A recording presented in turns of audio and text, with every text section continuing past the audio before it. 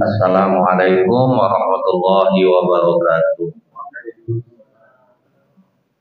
Alhamdulillah nahmaduhu wa nasta'inu wa nastaghfiruh wa na'udzu billahi min syururi anfusina wa min sayyiati a'malina. May yahdihillahu fala mudilla lahu wa may yudlil fala hadiya lahu. Asyhadu an la ilaha illallah wahdahu la syarikalah wa asyhadu anna Muhammadan abduhu wa rasuluh. Allahumma sholli wa sallim wa barik ala hadzal nabiyil karim wa ala alihi wa sahbihi ajmain. Yang sama-sama kita hormati Bapak Ketua Masjid, Bapak Haji Rupianto beserta pengurus. Yang saya hormati alim ulama, tokoh masyarakat, cerdik pandai, Bapak Ibu, orang tua yang saya muliakan, hadirin hadirat yang semoga kita semua senantiasa dirahmati oleh Allah. Kembali kita mengucapkan alhamdulillahirabbil alamin. Allah lapangkan hati Bapak Ibu dan tidak berat hadir ke masjid pada subuh hari ini. Mudah-mudahan ini menjadi sebab bila mana ada di antara Bapak Ibu yang sakit, mudah-mudahan disembuhkan oleh Allah. Dalam keadaan sulit, mudah-mudahan dibukakan kelapangan rezeki oleh Allah. Bersolawat kita kepada Rasulullah Sallallahu Alaihi Wasallam dengan ucapan Allahumma sholli ala Muhammad wa ala alihi wasallim. Semoga dengan banyak kita bersolawat kita mendapatkan syafaat di yaumil akhir kelak. Kita mengambil pelajaran ketika Rasulullah itu sebelum sampai ke Madinah. Jadi di padang pasir itu ada yang jualan ibu-ibu, namanya Ummu Ma'bad. Ummu Ma'bad ini jualan, tetapi kali itu jualan tidak begitu banyak disebabkan musim paceklik. Waktu Rasulullah sampai di situ, Rasulullah bertanya kepada Ummu Ma'bad, ada daging atau susu yang bisa diminum? Kata Ummu Ma'bad, mohon maaf Tuan, sekarang lagi sulit, jadi kami tidak ada jual daging, tidak ada jual susu. Nampak oleh Rasulullah ada kambing betina yang agak lemah badannya di sebelah warung Ummu Ma'bad. Ditanya oleh Rasulullah, itu kambing betina punya siapa? Oh, itu punya saya. Dia ini mandul, jadi tertinggal oleh kawan-kawannya, lemah dia jadi. Jadi kalau di kambing, kalau mandul dia lemah ya. Jadi dia ditinggal oleh kawan-kawannya karena kurang tenaganya. Kalau di manusia, Bu, terbukti perempuan yang banyak anaknya itu lebih awet muda, Pak. Tapi bukan berarti mandul itu sesuatu yang salah pula, karena suka-suka Allah juga. Karena bisa jadi tidak punya anak jauh lebih baik bagi dia daripada punya anak. Allah itu kan maha tahu. Allah ini maha tahu, Allah maha sayang. Jangan terlalu dipaksa-paksakan. Kadang ada makan daging tidur miring kanan dapat anak laki-laki. Makan ikan tidur miring kiri dapat anak perempuan. Anak lah bisa. Ada yang sampai dimandikan subuh-subuh macam-macam lah udah dibuat. Habis-habis duitnya itu Pak, kalau dipaksa-paksa seperti itu. Karena ingat Bu, dalam Islam ini tidak ada perempuan yang menopos. Kita ambil contoh istri Nabi Zakaria itu melahirkan sekitar umur 70-an tahun. Istri Nabi Ibrahim, Siti Sarah umur 80 tahun baru melahirkan. Sekarang nenek tertua di dunia yang melahirkan umur 71 tahun. Jadi nenek hati-hati nenek, jangan bilang aman-aman aja lahir anak nanti. Karena bagi Allah tidak ada yang menepos. Tidak ada yang menepos. Kalau ada secara ilmiah ada, kalau secara ilmiah ada. Tapi kalau menurut Allah ya suka-suka Allah kalau Allah mau kasih anak. Nah kemudian menengok kambing betina lemah ini, kata Rasulullah, boleh tak aku perah air susunya? Itu terkejut Ummu Ma'bad. Rasanya ingin aku marah saat itu, kata Ummu Ma'bad. Ini meremehkan kata-kata. Udah jelas di kambing belum kawin. Mana ada air susunya. Tapi ketika aku melihat wajah Rasulullah, dia kan tak kenal bahwa ini Rasulullah. Ketika aku melihat wajah Rasulullah saat itu, entah mengapa terkunci mulutku karena kewibawaan memandangnya itu, Pak. Jadi wajah kita ini masing-masing punya daya tarik, Pak. Ada wajah iba, asal nengok dia iba aja gitu. Padahal dia udah makan macam orang belum makan aja, Pak. Karena pancaran wajah dia tuh. Ada orang wajah susah, ada wajah marah, ada wajah angkuh. Jadi kadang itulah ujiannya, yang dapat wajah angkuh yang kasihan, padahal dia baik, tapi benci aja orang nengok dia karena pancaran wajahnya. Jadi begitu kata Ummu Ma'bad, silahkan aja Tuhan, kalau memang keluar air susunya silahkan. Begitu dipegang Rasulullah, kepala kambing betina mandul ini tiba-tiba meregang kaki belakangnya. Nah, itu tanda-tanda kambing akan mengeluarkan susu. Tampunglah pakai, kalau kita apalah, ember lah mungkin. Diperah air susu itu berbuncah-buncah keluar, yang kata Ummu Ma'bad. Nah, itulah salah satu mukjizat Rasulullah ya Bu. Kambing belum kawin, keluar air susunya oleh Rasulullah. Jadi ini bagian dari keajaiban. Jadi setiap Rasul itu memang diberikan Allah keajaiban berupa mukjizat, tetapi dia tidak bisa diulang-ulang. Itu mukjizat. Begitu sudah keluar air susu itu semuanya, bukan Rasulullah yang minum duluan, Pak. Disuruhnya Ummu Ma'bad dulu minum, disuruhnya siapapun yang hadir di sana kasih minum. Udah puas semuanya minum, baru terakhir Rasulullah. Nah, ini akhlak. Kalau untuk kenyang, biar aku yang terakhir. Tapi kalau untuk lapar, biar aku yang dulu. Nah, prinsip ini sulit nih, Pak. Bentuknya sepele. Kita kadang makan nih Bu, berebut juga kadang. Kalau ngambil nasi, ngambil orang masih berebut juga Pak. Nggak usah orang biasa lagi Bu. Waktu almarhum Pak Herman Abdullah jadi wali kota, itu kan sering diundang kita tuh Pak. Nah, pengurus masjid aja, ketua RW, RT, nah termasuklah mubalik. Termasuklah saya satu dalamnya waktu itu. Pas datang ke sana itu kan udah lama itu ustaz semua. Sebelum mulai acara makan tuh ada ceramah dari kawan juga Pak. Ternyata sama juga kami balik. Lama itu ceramah, wak lapar dari tadi sama rupanya Pak. Pas makan berebut juga ini. Nah, itu ya bentuknya sepele amalannya Pak. Tapi berat. Kalau untuk makan, kalau pas kita kenyang-kenyang oke lah. Pas ada masanya gitu tuh lapar Pak. Coba amalkan itu. Saya gagal mengamalkan ini. Ingat saya waktu di area duta, saya cobalah amalan ini. Pas masuk waktu makan, saya suruh karyawannya makan semua. Pas giliran saya tinggal bang Bombay lagi. Itu nyesal saya. Temenung saya di jalan dibuatnya, Bu. Di klakson orang nggak dengar lagi, Bu. Sejak saat itu asal tahu orang makan cepat saya makan. Amalan sepele berat untuk diamalkan. Itu aja sempat dapat orang Islam Bu, yang didahulukannya orang makan dan nanti.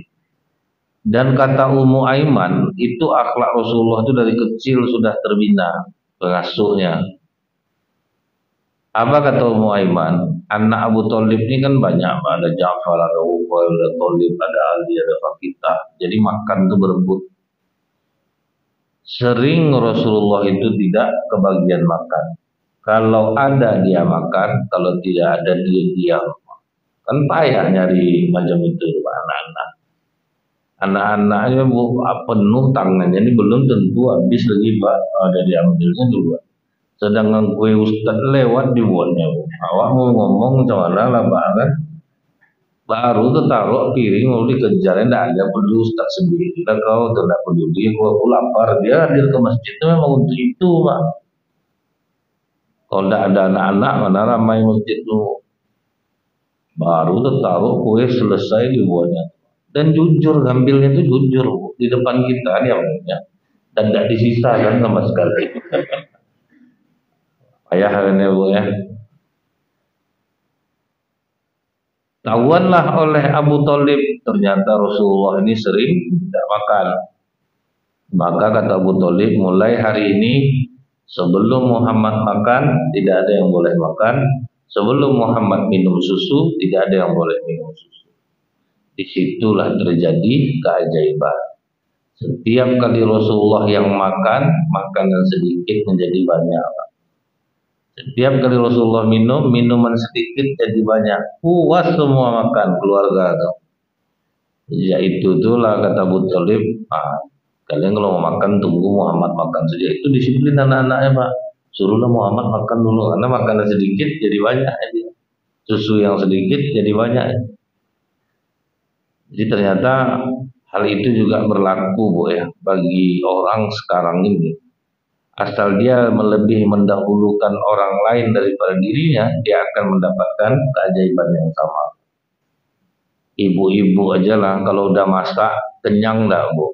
Dia enggak makan pak, nengok keluarga makan, kenyang perut, itu merata tuh pak. Ternyata terbukti pak. Tanyalah sama ibu-ibu nih, besok kalau ada masak-masak di sini pak, dia udah kenyang aja, nengok orang ramai makan aja udah kenyang deh. Walaupun pulangnya bungkus pak kan, penting waktu itu kenyang perut. Pas bungkus tuh nampak memang iya pak. Kadang buat tupperware dari rumah, dari disiapkan. Nah kemudian begitu sudah minum Rasulullah pak, barulah berangkat mengarah ke Madinah. Waktu sampai di Madinah tuh ya, itu semua orang menunggu. Disambutlah Rasulullah dengan syair yang sampai hari ini kita hafal, tola'al badru alaina min saniyatil wada. Disambut dengan nyanyian itu. Cuman itulah nyanyi ini udah bid'ah lah sekarang pak. Macam mana lah nasib orang yang nyanyi tola'al badru alaina dulu tuh pak. Dari sini saya ingin sampaikan ternyata ada lagu juga di zaman Rasulullah. Jadi tidak merata semuanya itu haram, bid'ah. Enggak itu dosa. Rasulullah diam aja waktu itu pak disambut dengan nyanyian itu. Jadi kemudian bu ya berebutlah orang-orang kaya di Madinah aja. Di rumah kami aja ya Rasulullah, rumah kami lapang. Kan banyak lah menawarkan itu bu ya. Karena memang ternyata itu dari dulu itu sampai sekarang itu sama. Bila jamaah itu sangat memuliakan gurunya, itu mereka akan memberikan apapun yang mereka punya. Itulah lagi istimewaannya bu, sampai hari ini. Semua orang ingin Rasulullah di rumahnya. Nah, kalau kita tengok lah bu ya, misalnya Ustadz Abdul Somad kemana gitu bu, akan kita lihat bagaimana cintanya orang, diberikan yang terbaik. Padahal Ustadz Somad tuh tidur di atas papannya bisa tuh pak, di atas papan selainya bisa beliau tidur. Itulah kesederhanaan. Tapi banyak orang menyambut. Begitu semua sudah berebut, bagaimana cara Rasulullah agar mereka tidak tersinggung? Nah inilah etika yang tidak tertulis gitu pak. Dia banyak kan etika ini kan tidak tertulis pak. Misalnya nih pak ya, bapak bertamu ke rumah orang, kalau di dalam rumah ukuran kopi sama teh itu bu ya, dari panas sampai dingin, itulah etika yang tidak tertulis pak. Janganlah berlama-lama di rumah orang ini, kadang-kadang payah bu. Makanya bagus kumpul di masjid lagi. Kalau di rumah, orang rumah payah dibuatnya. Dia lama lah duduk bu. Itu etika yang tidak tertulis tuh kalau ngopi di rumah orang tuh pak, dari panas sampai dingin. Kalau tidak duduklah di kedai-kedai ya kan. Makanya banyak loh bapak tuh kumpul gitu bu ya. Karena kalau dibiarkan di rumah minta tambah kopi, minta tambah gula, dia buat akhirnya tambahlah air panas badai. Nah, itu orang udah risau di rumahnya. Kalau kita laki-laki ya enjoy aja Pak, cuman istri anak-anak, kecuali rumah ada ruangan privasi, nah Pak. Ini rumah kadang-kadang masuk belakang depan tembus semua ya Pak kan. Ayang anak istri sedang nonton TV itu aja duduklah sini. Kenapa Bu? Kalau tidak ada lah adab-adab seperti itu tuh susah juga. Itu kan adab yang tidak tertulis sebetulnya. Jadi begitu Rasulullah direbut-rebut sama orang, apa kata Rasulullah? Biarkan ontaku ini berjalan. Di mana dia menderum dan berhenti, disitulah aku tinggal. Nah, jadi tidak ada yang tersinggung gimana? Karena binatang yang menentukan, mau diprotes binatang ke rumahku lah, mana bisa.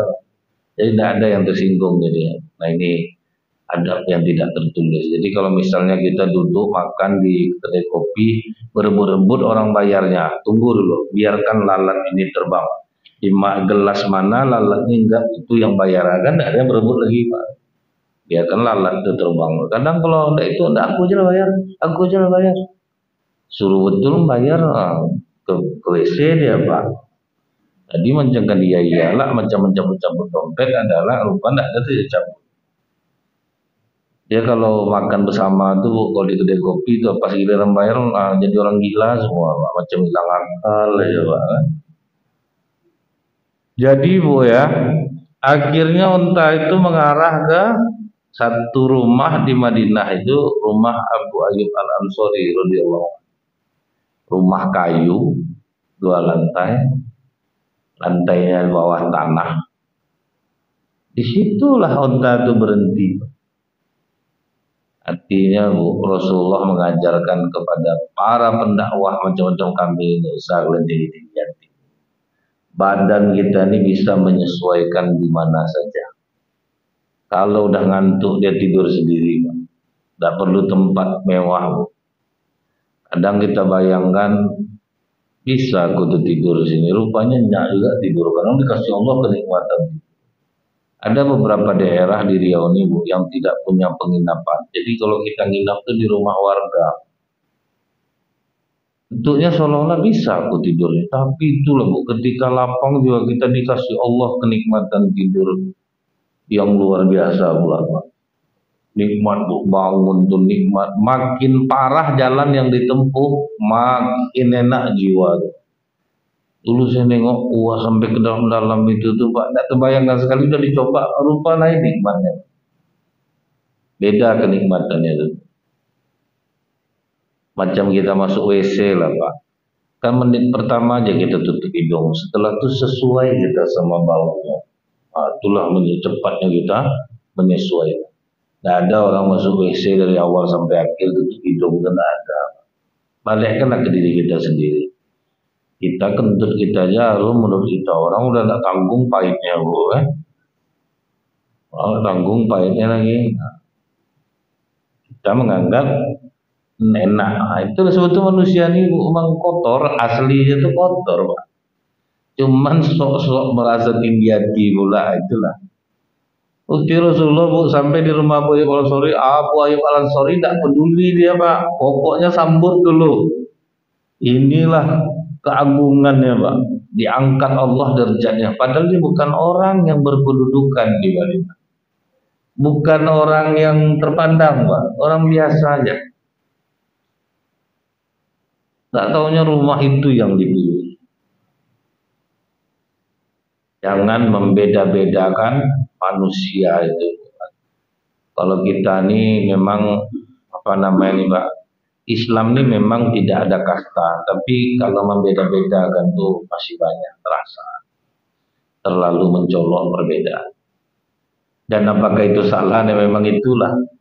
Apa kata Rasulullah, sifat jahiliyah yang tidak akan hilang pada umatku adalah menikam nasab, menganggap diri lebih baik daripada orang. Itu memang itu yang tidak akan bisa hilang. Penghargaan orang terhadap diri kita, sejauh mana kita menghargai diri kita sendiri. Nah, itu berlaku sekarang jadi yang di zaman Rasulullah, mau budak hitam, mau apa, semua yang membedakan kita takwa, kan itu yang diajarkan oleh Rasulullah. Karena Utsman terlepas berdebat dengan Bilal, tersebut oleh Utsman, kau anak orang hitam kau Bilal. Sampai gitu Pak. Apa kata Rasulullah, yang keluar dari mulutmu itu berbahaya Utsman. Apa yang dilakukan Utsman, caranya minta maaf, disandarkannya pipinya ke tanah, disuruhnya Bilal injak muka, suruh injak, karena udah terlanjur meremehkan orang. Ya Bu ya, saking menjaganya tidak boleh membeda-beda. Kalau kita sekarang Bu, ada semboyan jahiliyah itu dulu, bela saudara kita, baik dia salah ataupun benar, itu slogan jahiliyah. Kita sekarang pun aja itu. Pas wirid arisan kampung, ada keponakan yang mau jadi anggota Dewan 2024. Kapan lagi orang kampung kita akan maju? Padahal macam mantu kelakuan yang mau maju ini Pak. Tapi itu dibela, pokoknya orang kampung kita, itu masih ada tuh. Itu namanya slogan jahiliyah tuh Pak. Tidak peduli dia siapa aja dia nih, yang penting keponakan kita, orang kampung kita, kapan lagi mau duduk. Jadi itu slogan jahiliyah. Ibaratnya tidak penting kita dia mau salah atau benar, pokok saudara kita bela. Itu masih banyak juga. Rasulullah tidurlah di rumah Abu Ayyub Al-Ansari. Kata Abu Ayyub, ya Rasulullah, bagaimana kalau kau di atas saja, aku di bawah, tidak bisa tidur aku nanti kalau kau di bawah ya Rasulullah. Itu rasa hormat Abu Ayyub Al-Ansari. Kata Rasulullah, seperti biasa saja Abu Ayyub, kau di atas, aku di bawah, dikarenakan nanti kalau ada tamu datang, aku tidak sulit untuk menerimanya. Kalau aku di atas kan melewati pula jadi kurang bagus. Akhirnya apa yang dilakukan Abu Ayyub Al-Ansari? Tidak berani dia tidur setentang. Kalau Rasulullah di bawah, dia duduklah dia di sudut kamar. Tapi takutnya jangan sampai Abu jatuh, jangan sampai ada seluruh badannya dengan Rasulullah. Begitulah para sahabat itu memuliakan Rasulullah itu bukan hanya sekedar bersolawat, tapi betul-betul lahir batin. Pokok dimuliakan semulia-mulianya. Jadi kalau kita banyak misalnya bersolawat, tetapi kadang kelakuan kita tidak ada sedikit pun mau meneladani akhlak Rasulullah itu Pak. Solawat rajin, tengah solawat tuh Bu, menunggu giliran dia tuh bergunjing juga baru itu. Solatu kok kayak enggak mulut. Bayangkan Pak, sedang dalam keadaan solawat. Kenapa? Kita tuh memuliakan hanya sekedar syair lagunya tuh enak. Itu yang dia Bapak. Ini betul-betul lahir batin. Abu pun tidak mau mereka jatuh mengenai Rasulullah. Dan ternyata Bu ya, apa yang dilakukan Abu Ayyub Al-Ansari ini, saya sendiri Pak ya, melihat ada anak-anak nih yang mengundang-undang ustadz dari luar tuh. Kan betul-betul Pak, sampai di bandara dijemput, kemudian tas diangkat, betul-betul dimuliakan. Ini saya tanya, apa yang kalian rasakan dengan momen seperti itu? Enak badan kami Ustaz. Pokoknya itu aja lah jadi amalan penambah kami gitu. Jadi terasa bagi mereka Pak, begitu mereka layani Ustaz ini dengan baik, efeknya ke dia gitu. Jadi menurut saya jangankan Ustaz, tamu pun kita muliakan berefek ke kita Pak. Maka dalam Islam ini Bu, muliakan tamu selama 3 hari kalau di rumah. Setelahnya itu dianggap sedekah biasa. Tapi yang 3 hari itu kita muliakan, itu dampaknya besar gitu. Seluruh musibah yang ada di rumah itu keluar gitu. Ini kadang tamu sibuk dia mengempas-empas piring nyuci di belakang, bagaimana cepat keluar aja. Awak udah jelas susah bertamu lah dia. Kapan perlu berutang makan. Pokoknya kasih yang terbaik. Kalau lebih 3 hari kita udah susah lah rasanya usir aja lagi. Kalau udah 3 hari sudah lah ya.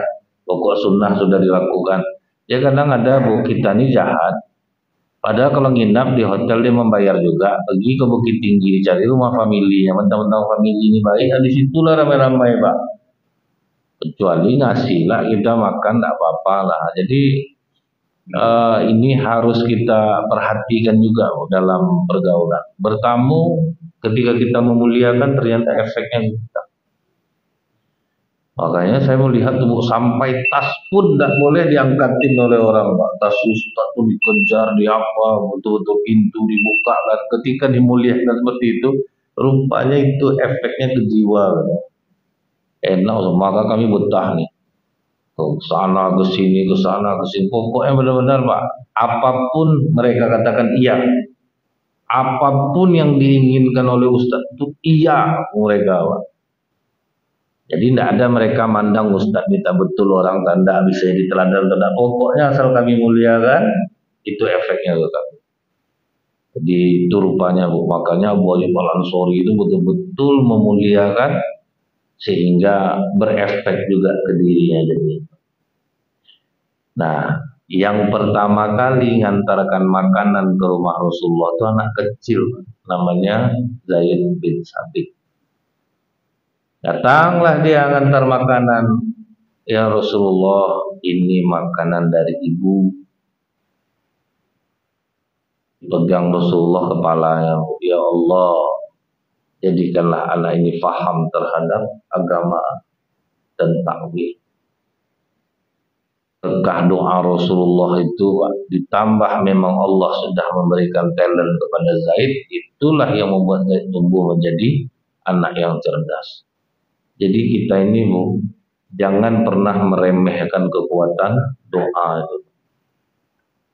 Orang kan banyak pak, doakan saya macam basa-basi pak. Padahal doa itu dahsyat dampak. Mintalah doa kepada orang-orang soleh. Orang-orang soleh itu bukan kami yang ibu anggap ustad-ustad. Tengok jamaah ini pak yang paling rutin sholat berjamaah. Yang paling bagus tutur katanya, walaupun dia bukan orang terpandang, Pak. Yang paling bagus tutur katanya, baik dia, mintalah doa sama dia. Saya aja ceramah di penjara, saya minta doa sama orang penjara itu karena apa? Dia selama di penjara amalannya terjaga, Pak. Dia tidak buat dosa.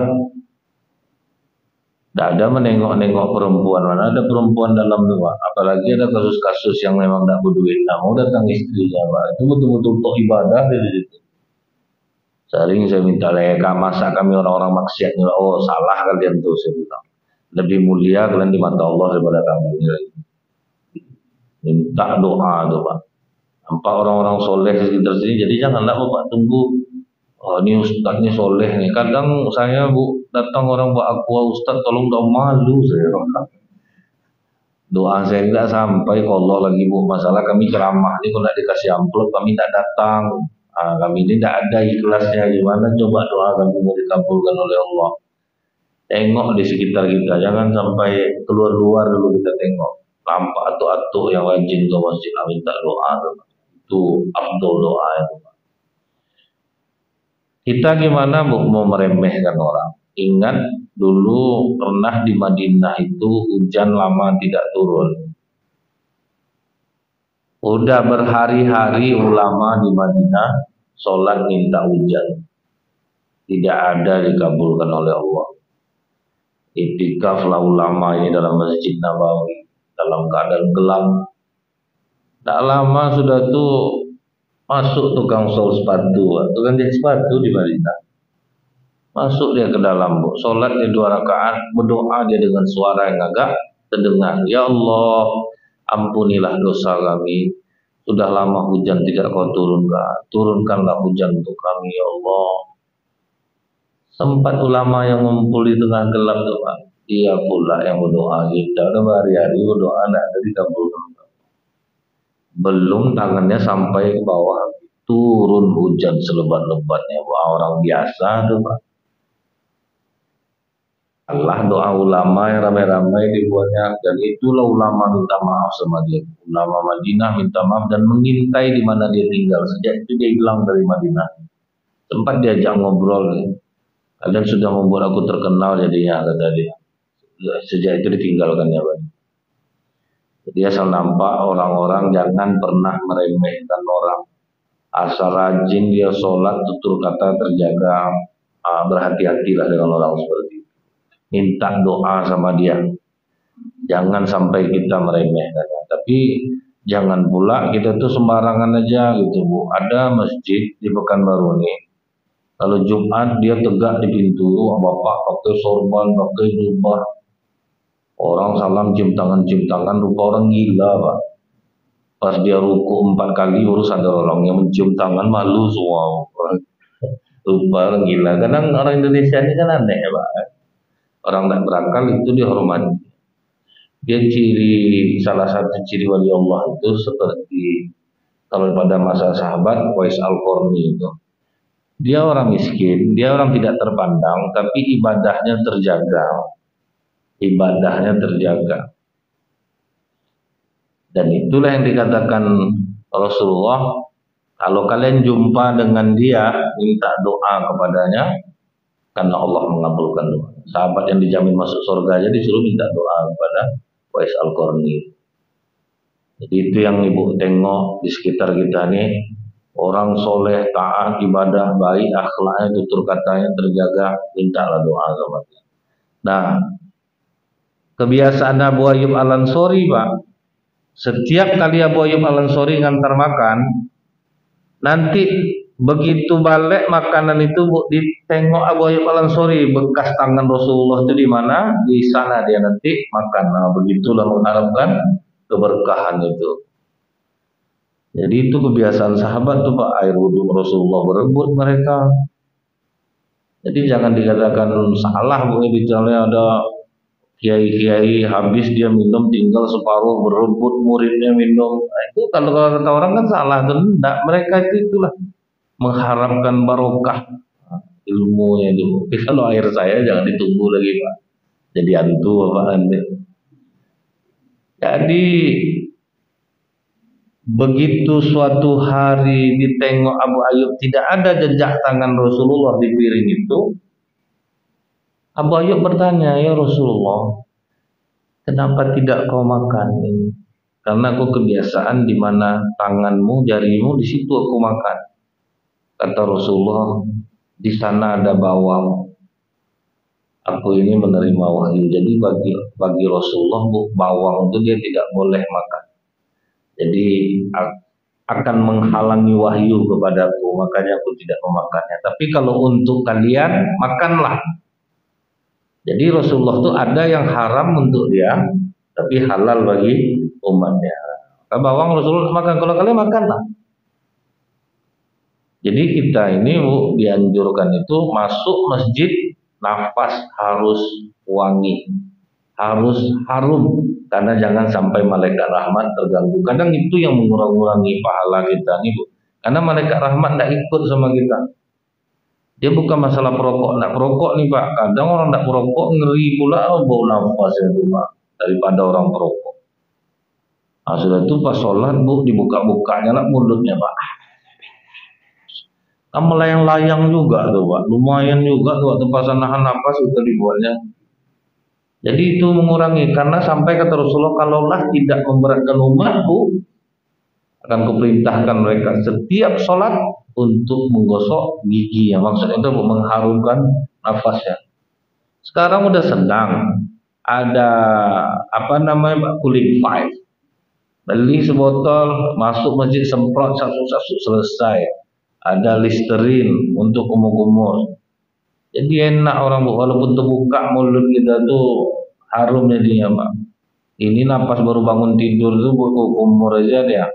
Aku enggak mengameh betul selama sholat kecil aja mulut tuh buka gitu Pak. Jadi enggak apa orang menguap sampai diatur dalam Islam nih Bu ya.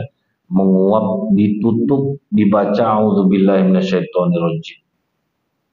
Karena ketika menguap, apa kata Rasulullah, baik ngantuk ataupun tidak, kalau secara ilmiah kan kekurangan oksigen Pak.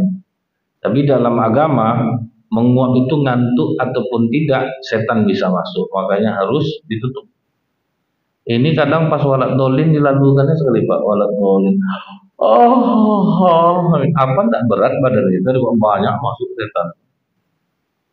Jadi Abu Ayyub Al-Ansori memuliakan Rasulullah, mencari berkah dari tangannya, jangan itu sampai dianggap tidak benar. Nah setelah itu Pak, sedikit lagi Pak ya, di 10 menit ya. Oh udah pas. Subhanakallahumma bihamdika asyhadu an la ilaha illa anta astaghfiruka wa atubu ilaik. Assalamualaikum warahmatullahi wabarakatuh.